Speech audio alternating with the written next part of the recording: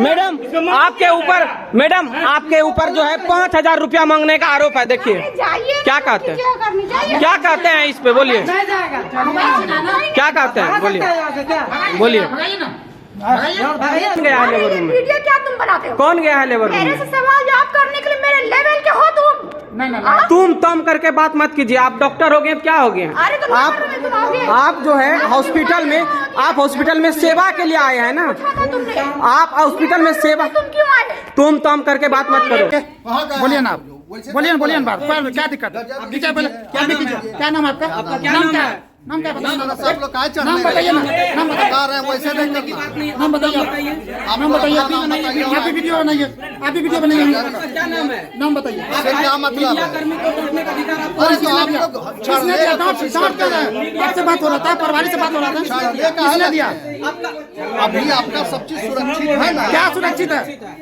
क्या सुरक्षित है? नाम बताइए ना, नाम बताइए ना। नमस्कार, स्वागत है आपका लाइव उत्कर्ष टीवी में। मैं हूं रूपेश कुमार राज। आज मैं सनहोला अस्पताल में मौजूद हूं। आप देखते होंगे कि बराबर जो है सनहोला अस्पताल जो है विवादों के घेरे में बना हुआ रहता है। कुछ दिन पहले भी ये मामला आया था सामने में, लेकिन आज अस्पताल में जो है एक नया मामला सामने आया है कि वो जो है डिलीवरी पेशेंट से जो है 5,000 रुपया मांगने का जो है यहाँ पे डिमांड किया गया है। अब आप समझ सकते हैं कि सनहोला अस्पताल की स्थिति क्या हो गई है कि आपका अगर कोई भी परिवार अगर आपका सनहोला अस्पताल आता है और यहाँ पे अगर उनका डिलीवरी कराना है तो 5,000 रुपया लगेगा। भैया आप समझ सकते हैं, ये सरकारी नहीं, ये अब प्राइवेट हो चुका है। यहाँ के जो है मैंने जब प्रभारी महोदय से बात किया, संजीव कुमार दास है यहाँ के सनहोला अस्पताल के प्रभारी, जब उनसे मैंने सवाल किया कि आपके अस्पताल में जब कोई पेशेंट आता है और जब डॉक्टर उनको देखते हैं और जो है अगर पैसा से इससे उनका बात नहीं बनता है तो वो जो है रेफर कर दिया जाता है। आप समझ सकते हैं कि एक अगर सनहोला अस्पताल में कोई पेशेंट आता है और सरकारी में अगर कोई पेशेंट आता है तो वो गरीब परिवार का ही लोग यहाँ पे आता है और उनसे अगर 5,000 रुपये का बात तो छोड़ दीजिए, अगर 5 रुपये का भी डिमांड कर दिया जाता है ना तो ये सबसे बड़ी अस्पताल प्रभारी की लापरवाही है।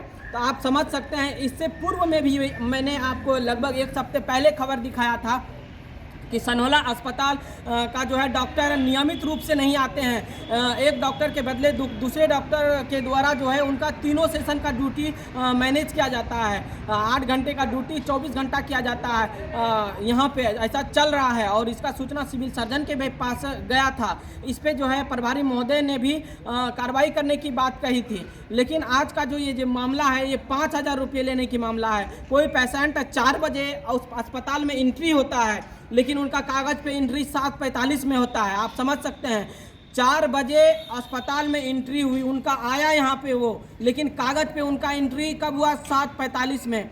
और जो है एक बार मात्र में उनको देखा गया पेशेंट को, डिलीवरी पेशेंट को, और उनको जो है 3:30 बजे 3:45 में पेशेंट के द्वारा बताया गया कि उनको रेफर कर दिया गया मायागंज के लिए। लेकिन पेशेंट के जो उनके गार्जियन थे उनके द्वारा किसी प्राइवेट क्लिनिक में रिमझिम हॉस्पिटल करके नाम है, उनमें उनका भर्ती किया गया और महज 20 मिनट के दरमियान में जो है यहाँ से रेफर के बाद उनको डिलीवरी हुई। 20 मिनट में, वो भी नॉर्मल डिलीवरी हुई।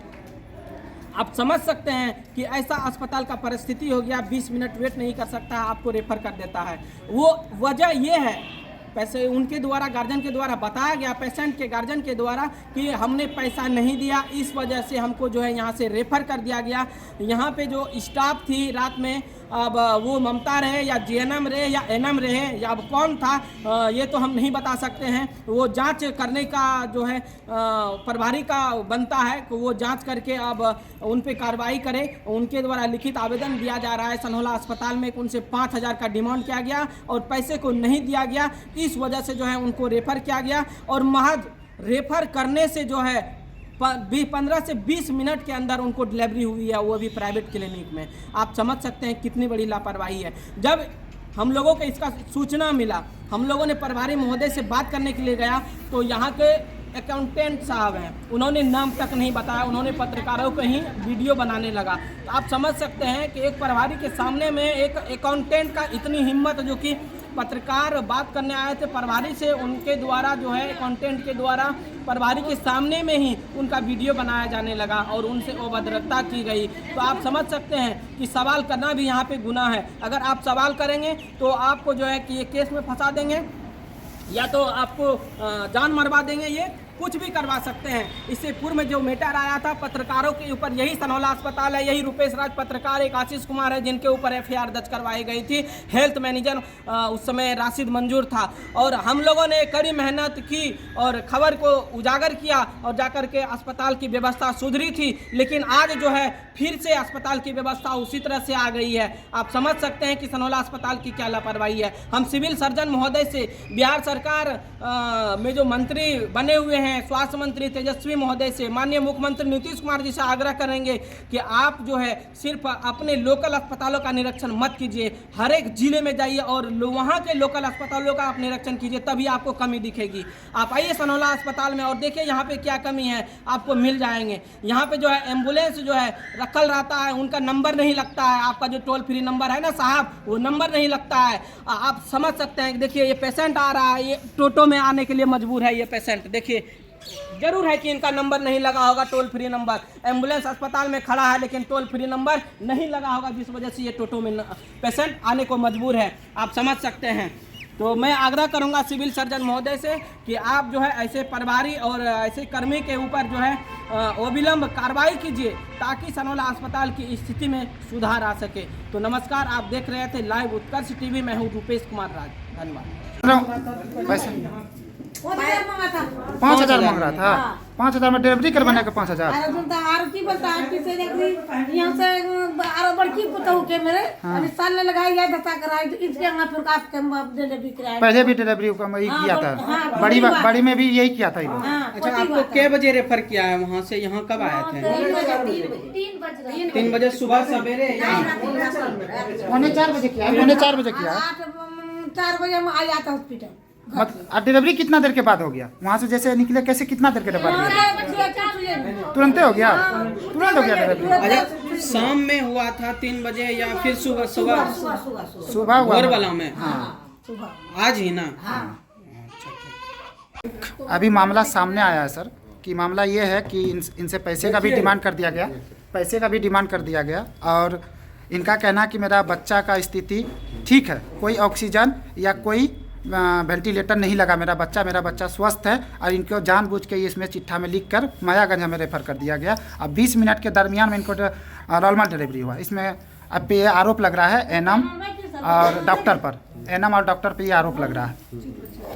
कहिए सर, आपका इस पे क्या कहना? देखिए, इसका जो आपका चिट्ठा जो है उसमें लिखा हुआ है कि डिक्रीज FH, तो हार्ट रेट बच्चा का डिक्रीज कर रहा था जी, जिसके कारण जो डॉक्टर अनुष्ठा थी ड्यूटी पे, उन्होंने लिखा है कि रेफर टू मायागंज। तो हार्ट रेट जैसे अगर डिक्रीज करता तो उसी स्थिति में डॉक्टर इसलिए किया जा रहा है क्योंकि आपके यहाँ पे जो वहाँ पे मौजूद था उनके द्वारा जो है 5,000 रुपया का डिमांड किया गया था। पेशेंट के गार्जियन के द्वारा ये चीज़ बताया गया। इस पे आपका क्या कहना है? डिमांड जैसे वहाँ पे कौन किया गया, जैसे वहाँ पे GNM जो पोस्टेड है हमारे, GNM से जहाँ तक मेरी बात हुई, GNM तो आपके सामने है और आपके जितने भी सहयोगी लोग हैं उन्होंने बोला नहीं, इन्होंने डिमांड नहीं किया।